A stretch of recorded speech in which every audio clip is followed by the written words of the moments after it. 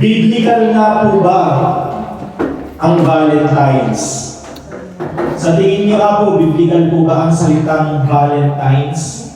Of course.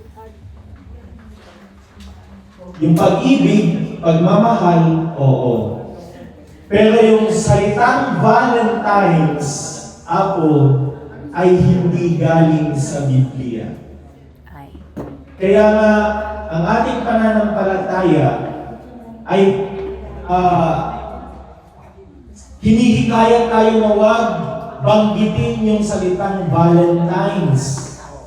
Lalong-lalo na kung ikaw ay Kristiyano at galing sa Biblia ang pananampalataya mo.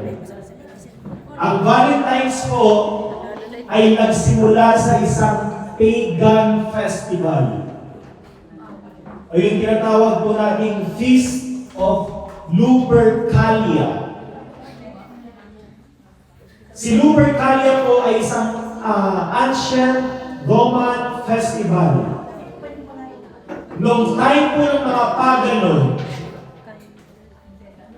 sineselebrate po yan nila ng buwan at araw ng February 13, February 14, and February 15.